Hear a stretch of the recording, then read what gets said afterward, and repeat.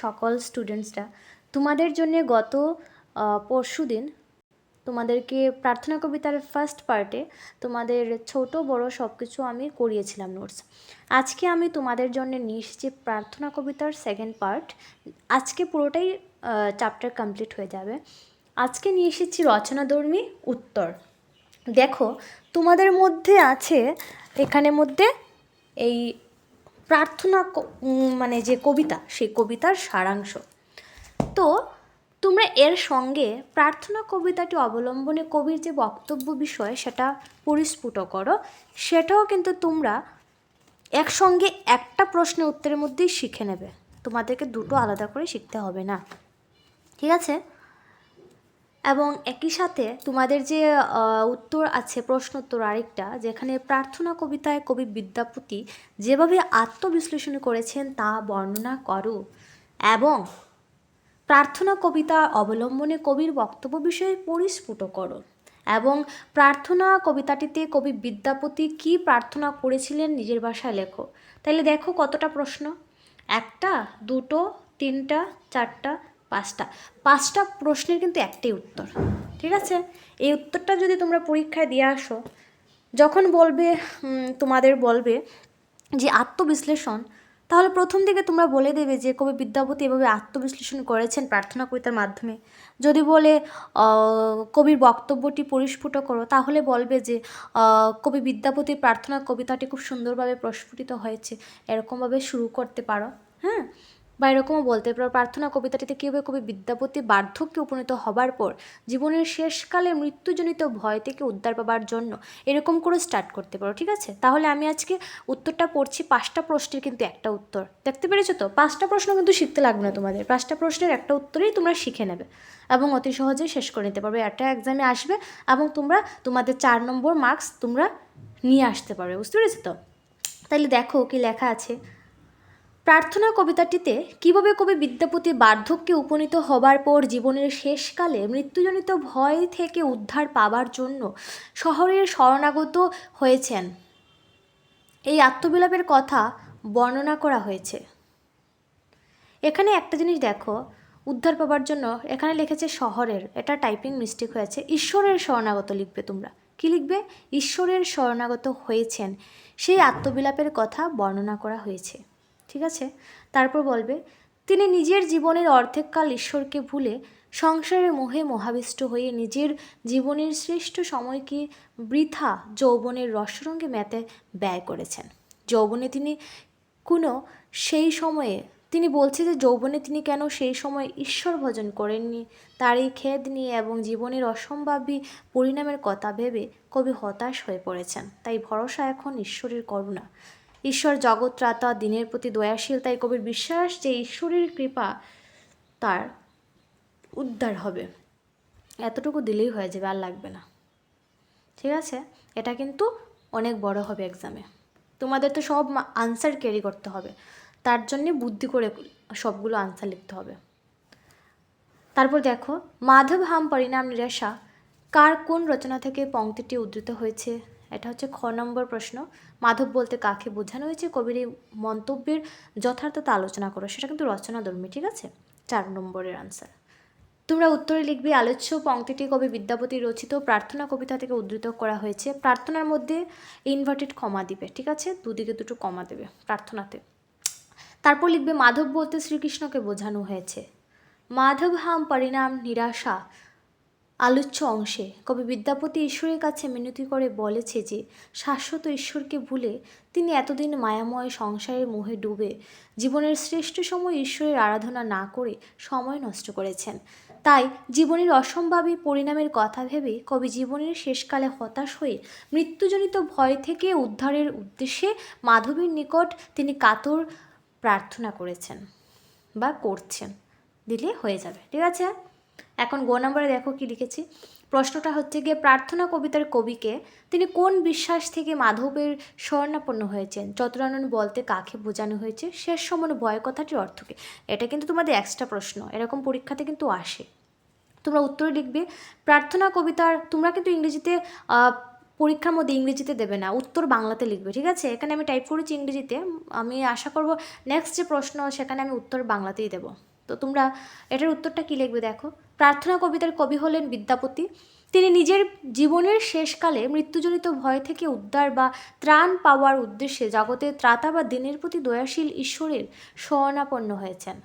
এবং নিচে লিখবে চতুরানন শব্দের অর্থ হলো ব্রহ্মা, এতটুকু লিখলেও হবে। সাথে লিখতে পারো এক এক ব্রহ্মার পরমায়ু যুগ যুগ ব্যাপী। তারপর লিখবে শেষ সমানো ভয় কথাটির অর্থ হলো মৃত্যুর আশঙ্কা বা মৃত্যুর সময় হওয়ার যে ভয় সেটা, ঠিক আছে? এবং নিহিতার্থ লিখবে। নিহিতার্থ তোমাদের আমি একটা লিখিয়ে দিয়েছি, তোমাদের এই তাতল সৈকত বাড়িবিন্দু সম বলতে কী বুঝো, এই যে 3 নম্বরের ছিল না প্রশ্ন, সেখানের মধ্যে তোমাদের নিহিতার্থটা অ্যাড করে দিয়েছি। দুটোর মধ্যে দুটো একটাই, কিন্তু একটা লিখলেও হয়ে যাবে। তার জন্য এটার আমি দুবার লেখাবো না। তোমাদের এখন আমি ঘ নম্বরটা দিয়েছি, দেখো 5-5-এর যে নিহিতার্থ আছে ব্যাখ্যা, সেখানে ঘ নম্বরটা দিয়েছি। নিধুবনে রমণী রসরঙ্গে মাতলু, সেটা তোমরা লিখবে। আলোচ্য বাক্যের মাধ্যমে কবি বিদ্যাপতির দ্বারা যৌবনের ভোগবিলাসে অতিবাহিত দিনগুলোর উল্লেখ করা হয়েছে। কবি বিদ্যাপতি সংসারে মোহে মোহাবিষ্ট হয়ে জীবনে অর্ধেক সময় ভোগবিলাসে কাটিয়েছেন।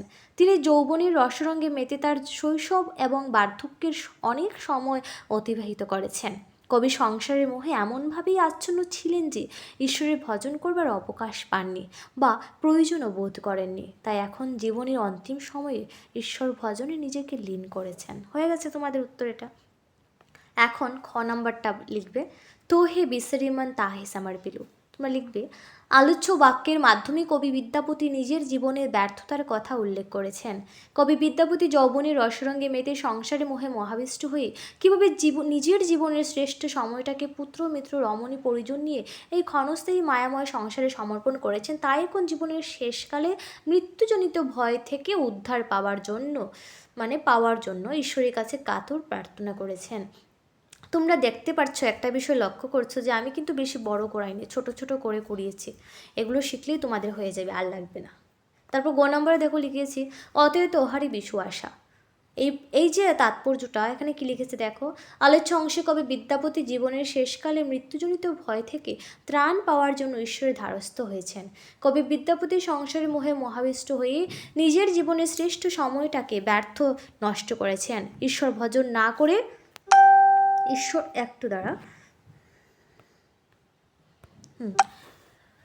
ঈশ্বর ভজন না করে তিনি কেবল সংসারের মোহেই আচ্ছন্ন ছিলেন। এখন জীবনের শেষকালে অসম্ভবাবী পরিণামের কথা ভেবে কবি হতাশা ঈশ্বরের করুণা চান। যেহেতু ঈশ্বর জগৎত্রাতা এবং দিনের প্রতি দয়াশীল, তাই কবির বিশ্বাস যে তার কৃপা ও করুণা থেকে তিনি বঞ্চিত হবে না। হয়ে গেছে তোমাদের উত্তর, তাই তো? এখন তোমরা টিকা শিখবে, খুব বেশি ইম্পর্ট্যান্ট, বুঝতে পেরেছো তো? কবি বিদ্যাপতি সম্পর্কে 2-3 লাইনে লিখে নেবে। আমি কিন্তু ছোট করে দিয়েছি, এটা শিখলে তোমাদের হয়ে যাবে, আর কিচ্ছু লাগবে না, আমি বলে দিচ্ছি। তারপর দেখো মাধব সম্পর্কে দিয়েছি, ব্রজবুলি ভাষাও দিয়েছি। তোমরা বিদ্যাপতি সম্পর্কে তোমরা পড়ে নেবে। মধ্যযুগের 1401 থেকে আনুমানিক 1800 খ্রিস্টাব্দের ভিতরেই জন্ম হয়েছে। বাংলা সাহিত্যে বৈষ্ণব পদাবলী ধারার অন্যতম শ্রেষ্ঠ কবি বিদ্যাপতি। তিনি ছিলেন বিদগ্ধ ব্রাহ্মণ বংশের সন্তান। পিতা ছিলেন গণপতি ঠাকুর। বিদ্যাপতি মিথিলার কবি হলেও বাংলা কাব্য সাহিত্যকে নানাভাবে প্রভাবিত করেছেন। তিনি মিথিলার রাজা শিব সিংহের সভাকবি ছিলেন। হয়ে গেছে। এখন মাধব সম্পর্কে টিকা। মাধব শব্দের ব্যুৎপত্তিগত অর্থ হচ্ছে মা, অর্থাৎ পৃথিবী এবং ধরা। ধর অর্থাৎ স্বামী, মাধব হচ্ছে পৃথিবীর স্বামী। এখানে বিদ্যাপতি তার পরম আরাধ্য ঈশ্বর শ্রীকৃষ্ণকে মাধব বলে সম্বোধন করেছেন। হয়ে গেছে। এখন ব্রজবুলি। আমি তোমাদেরকে গত ক্লাসে বুঝিয়েছিলাম ব্রজবুলি ভাষাটা কি আসলে। আমি আজকে আবার বলবো, পদাবলী ভাষা বাংলা ও ব্রজবুলি, ঠিক আছে? পদাবলীর ভাষা তাইলে কি বাংলা এবং ব্রজবুলি, সেটা হচ্ছে পদাবলীর ভাষা। আমরা পদাবলীর মধ্যে কোন কোন ভাষা পাই? বাংলা এবং ব্রজবুলি। এটি একটি সম্পূর্ণ কৃত্রিম ভাষা, মানে একটা ছোট ভাষা, ঠিক আছে? একটা কৃত্রিম ভাষা। এই কৃত্রিম ভাষায় কি কি আছে দেখো তো। হিন্দি, উড়িয়া, নতুন বাংলা, অসমিয়া শব্দের মিশ্রণ ঘটেছে, ঠিক আছে? বৈষ্ণব কবি বিদ্যাপতির প্রভাবে ব্রজবুলি ভাষার কি হয়? সৃষ্টি হয়। এতটুকু দিলেই হয়ে যাবে। এখন নিধুবন দেখো। বৃন্দাবনে অবস্থিত একটি বন নিধুবন নামে পরিচিত। রাধাকৃষ্ণের প্রমোদ বিহারের উদ্যান। এখানে রাধাকৃষ্ণ ক্রীড়া কৌতুক ও আমোদ প্রমোদে সময় অতিবাহিত করতেন। অর্থাৎ বৃন্দাবনের মধ্যে একটা নিধুবন নামে একটা কি বন আছে, সেখানে রাধাকৃষ্ণ তার সখীদের নিয়ে খেলাধুলা করতো, আনন্দ করতো, সেই বিষয়টাই তুলে ধরেছে। তারপর দেখো অতিরিক্ত উত্তর ও ব্যাকরণ আমি দিয়েছি। উত্তর তো আমি আগেই তোমাদেরকে দিয়েছিলাম, এখন তোমাদেরকে যে ব্যাকরণটি দিয়েছি সেটি ইম্পর্ট্যান্ট। এগুলো তোমরা ভালো করে পড়বে, আমি বারবার বলছি, আগে থেকেই বলছি। তোমরা আমি যা বলি সেটা মন দিয়ে শোনো, দেখবে সব কিছুই পরীক্ষাতে এসেছে। তো এখানে মধ্যে অর্থপূর্ণ বাক্য রচনা করো, অর্থাৎ বাগবিধি। কী বিধি? বাগবিধি। সেখানে দেখো গোবরে পদ্মফুল, খইয়ের খা, চোখের বালি, টনক নড়া, ঠোঁট কাটা।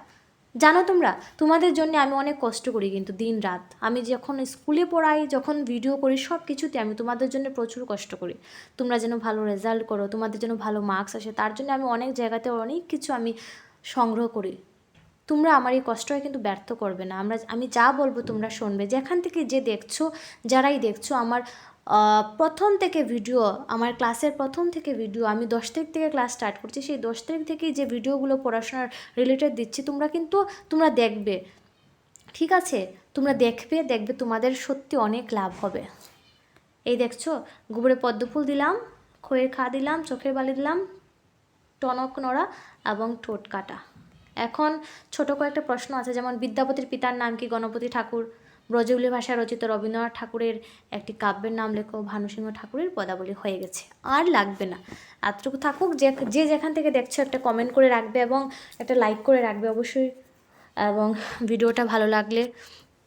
আর তোমাদের কি ইচ্ছে কোন চ্যাপ্টার পড়ানো? আমি তো পড়িয়েই যাব তোমাদেরকে, তবুও তোমরা কিছু অসুবিধা থাকলে আমাকে কমেন্ট করে বলবে। ধন্যবাদ।